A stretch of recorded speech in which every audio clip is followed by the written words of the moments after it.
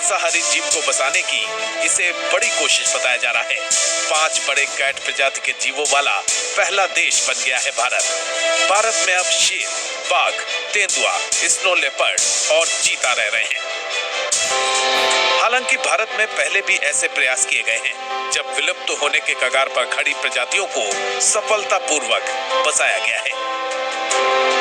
इससे पहले बाघों को बचाने का सफल ऑपरेशन किया गया था। सरिस्का और पन्ना टाइगर रिजर्व में विलुप्त हो गए थे बाघ। सरकार ने फिर से बचाने के लिए प्रयास किया। रणथंभौर और कान्हा रिजर्व से लाए गए थे बाघ।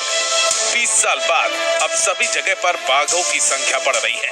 भारत में बाघों की संख्या में लगातार इजाफा हो रहा है, लेकिन ये प्रयास भारत के अंदर ही किए गए। बाघों को एक जगह से दूसरी जगह ले जाना आसान था, लेकिन चीते के मामले में ऐसा संभव नहीं था, क्योंकि भारत में जो चीता पहले पाए जाते थे वो एशियाटिक चीता थे, जो पूरे देश से 70 साल पहले विलुप्त हो गए। जिसके बाद भारत सरकार ने 1970 में ईरान से एशियाटिक चीता लाने की कोशिश की, लेकिन ईरान में सत्ता परिवर्तन के कारण ये सफल नहीं हो पाया। अब पूरे एशिया में सिर्फ ईरान में ही चीते बचे हैं, जिनकी संख्या भी बेहद कम है।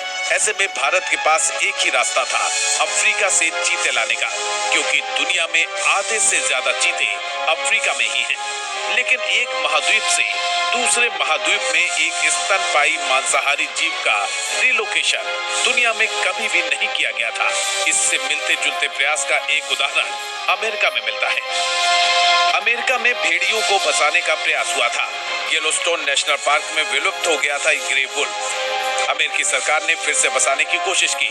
1995 में कनाडा से लाया गया grey wolf. Yellowstone National Park में अब बस गए हैं ग्रे वुल्फ।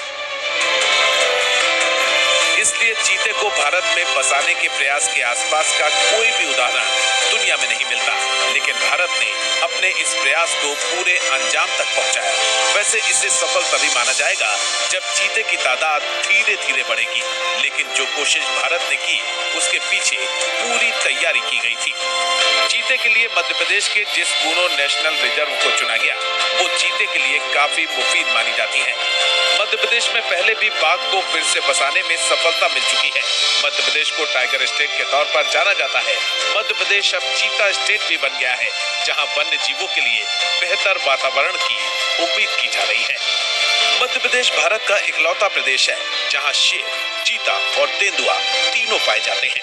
भारत ने चीते को लाकर इतिहास तो रच दिया है, पर अब चुनौती भारत को चीता स्टेट बनाने की है। हालांकि बाघ, शेर को सही तरीके से संरक्षित करके भारत ने वन्य जीवों के प्रति अपनी जिम्मेदारी दिखा दी है, और चीते को लेकर भी उम्मीद यही है कि कुछ साल में भारत में चीता अब प्रवासी न होकर स्थानीय जीव बन जाएंगे।